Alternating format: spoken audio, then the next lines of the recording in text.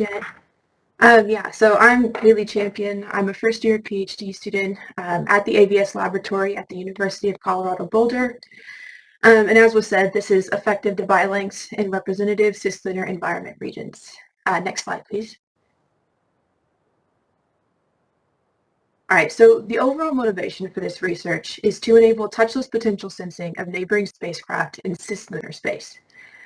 And a basic concept image of that is shown on the right. I won't be going into the technological aspects of the touchless potential sensing. If you're curious about that, I would recommend attending my colleagues' talks later in the week. That'll be Julian and Oliver. The main motivation that I'm going to be talking about today is approximating the potential and electric fields in cislunar space. So previous work with this touchless potential sensing was done in the geosynchronous region. In the geo region, the Debye length can be up to several hundreds of meters long. And just to reiterate, the Debye length is a measure of how far a charge's electrostatic effect persists. So essentially, a longer Debye length means that we could sense the potential of a target from a farther and a safer distance away. And then in addition, in the geo region, there are no spacecraft wake formations, whereas in the cislunar region, there will likely be spacecraft wakes in certain areas.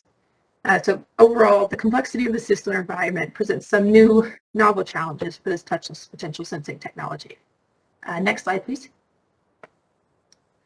All right, so we've heard about the cislunar environments already, but I just want to reiterate a few things. So the DS&E splits the cislunar environment into 4 different regions.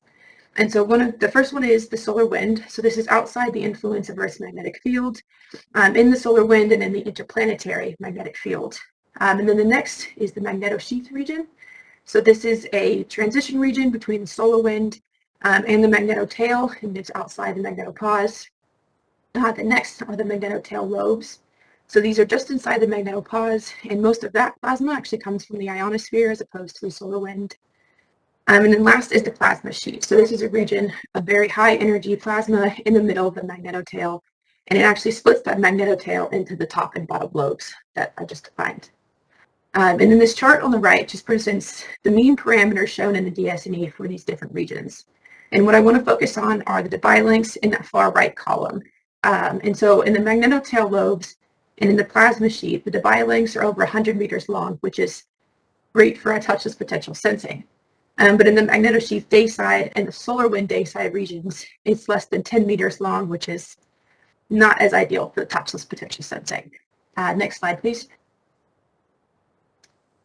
All right, so in addition to these 4 different regions that I just defined, in the magnetosheath and the solar wind region, a lunar wake develops. So this happens because as the moon is traveling through the plasma, it actually removes the plasma through processes such as absorption and reflection, which would leave a void downstream, but some plasma is able to re-enter through various different processes. And so what we end up with is an area of low density and highly complex plasma on the anti-sunward side of the moon. And then in addition, the plasma properties vary with respect to height above the lunar surface. So close to the lunar surface, deep within the wake, the density is fairly low, and so the Debye length is fairly high. And then as that height increases, the plasma starts to return to those normal undisturbed plasma conditions. So the density starts to increase a bit more, and the Debye length starts to decrease as a result. Next slide, please. All right, so I want to present 2 different models for estimating the potential and the electric field. So the first one is the vacuum model. So this is fairly simple. So as you can see, the potential is defined as the potential of the surface of a spacecraft multiplied by the radius of that craft and then divided by the distance from the center.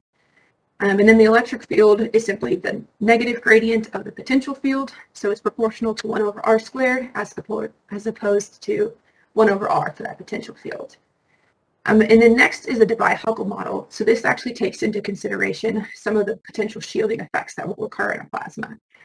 So as you can see in that potential equation, it includes an exponential term, and in the denominator of that term is the Debye length, that lambda d. And then the electric field is again the negative gradient of the potential field. So it's got that exponential term again, along with that 1 plus r, so that distance from the center, divided by the Debye length. And then these 2 plots on the bottom are just an example plot showing those equations graphed. And so this is just for a sphere with a 0.5 meter radius. charged to 50 kilovolts in a plasma with a Debye length of 4 meters. And so as you can see, that vacuum model serves as an upper boundary for what our potential in our electric field might be. And the Debye-Huckel model serves as a lower boundary for what that potential in electric field might be. With the exception, as you can see on that right graph, of within some distance from the surface of the spacecraft, the Debye-Huckel model actually overestimates the electric field with respect to that vacuum model. So the electric field might be slightly higher than expected.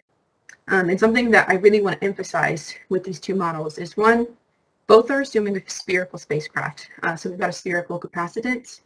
And then with the Debye-Huckel model, it's assumed that the potential of the surface of the spacecraft is significantly less than the temperature of the electrons in the plasma. Next slide, please. All right, so what happens then if we violate that Debye-Huckel model, right? One thing we can do is we can use an effective Debye length. And the effective Debye length is simply the Debye length multiplied by some scalar alpha. And here I've just restated the Debye-Huckel model with that effective Debye length substituted in. So as you can see, there's an alpha lambda d where there was just a lambda d in the previous slide. And so what happens is when we find this alpha, we find that the potential and the electric field is somewhere in this gray starred region on the graphs. The issue is alpha is not straightforward to determine. It depends on the local plasma parameters and maybe even the radius of the spacecraft. Next slide, please. All right, so I used two different tools to try to determine the alpha around the moon. And so the first one was NASCAP-2K, which is a 3D spacecraft charging and plasma interactions code that was developed as a collaboration between NASA and the Air Force Research Lab. And the second is SPICE, which is a spacecraft plasma interaction software created by the Spacecraft Plasma Interaction Network in Europe, or SPINE. And so I wanted to just point out a few differences between the two that are relevant for calculating these alpha parameters. So one is that the computational space is defined by a Cartesian grid in NASCAP-2K, and in SPICE it's defined by a mesh. And then in NASCAP-2K, when calculating the ambient potentials, there are several different charge density models available. The one I used was the nonlinear model, which accounts for space charge acceleration and convergence in a manner based on spherical collection. Whereas SPICE works more as a particle and cell solver, where you set external boundary conditions. The external condition that I used was the Dirichlet, so just zero potential at those external boundaries. Next slide, please. All right, so this is just an example of what the ambient potential looks like whenever it's calculated in NASCAP-2K and SPICE. So you can see in that NASCAP-2K image, you're actually able to see the Cartesian grid defined around the spherical object, so it's a bit small in the center. The potential is given in kind of grids or steps. And then in SPICE, you can't see the actual mesh, but you can see that the ambient potential is given more as a gradient. Next slide, please. All right, so the first environment that I wanted to calculate these alpha parameters, or the effective Debye length in, was the solar wind day site region. So that's out in front of the moon, outside of the lunar wake, and outside of Earth's magnetic field. And the reason I chose this region was because the Debye length was the shortest. It's 6.3 meters, and the electron temperature is low. It's only 11 electron volts, which means that if the potential of the spacecraft starts to exceed just a couple volts, we're going to violate the Debye-Huckel assumption. So these two graphs here are just examples of some fitting that was done after finding the NASCAP and the SPICE ambient potentials. So the first one on the left is for a 100-volt sphere with a 1/4 meter radius. And so as you can see with that red line, that vacuum model is the upper boundary as expected. And the Debye-Huckel model with the electron Debye length, so that 6.3 meters, is the lower boundary as expected. And then I've got the SPICE and the NASCAP-2K results and their fits. So the SPICE alpha was found to be about 2.03, and the NASCAP-2K alpha was found to be about 1.2. So they don't match exactly, which was expected, but they're in the same ballpark, and they're showing that the Debye length is already longer than what was expected at 100 volts. And then the next one is for a 10 kilovolt sphere, so significantly higher potential with a 1 meter radius, so slightly larger spacecraft, significantly higher potential. And the SPICE alpha was found to be 5.1. And the NASCAP-2K alpha was found to be 6.24. So again, in the same ballpark, and we're seeing that as the potential of that spacecraft is increasing, that alpha term is increasing as well.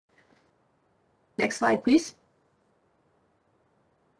All right, so I repeated this process for spacecraft with a few different radiuses, and then I set them to potentials ranging from 10 volts to 10,000 volts. And what was found is that as we start to violate that assumption, the effect of the bio-length parameter actually increases pretty rapidly, and then it does continue to increase as the potential continues to increase, but that rate starts to decrease and it does plateau a bit as we start to get to those really high potentials. But what's promising is that the effect of the Debye length may be up to 6.5 times larger than the electron Debye length, as you can see at that 10,000 volts. A less promising solution is that the NASCAP 2K results vary pretty significantly with respect to the spacecraft radius. So as you can see on that plot, as the radius increases, the alpha parameter continues to increase as well, whereas SPEACE did not show the same relationship. So I'm still working to try to resolve and figure out why this discrepancy might be occurring.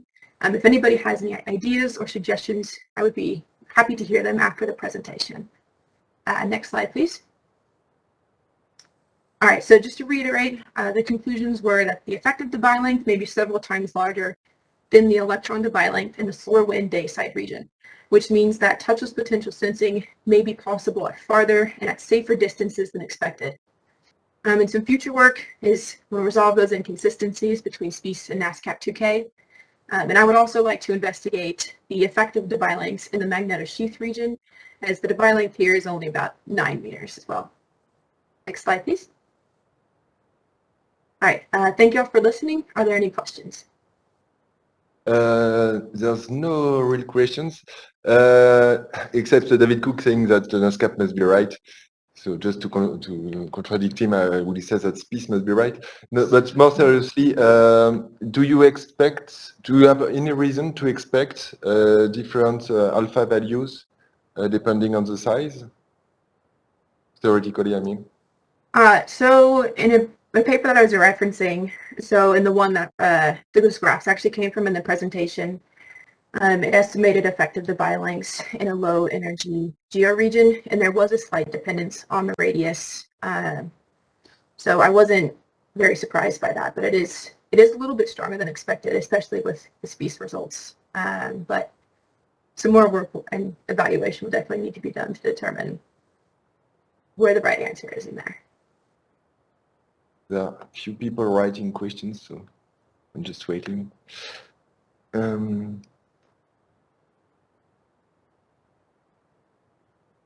Okay. Question from Victoria Davis. What ion species did you use? I just use hydrogen. And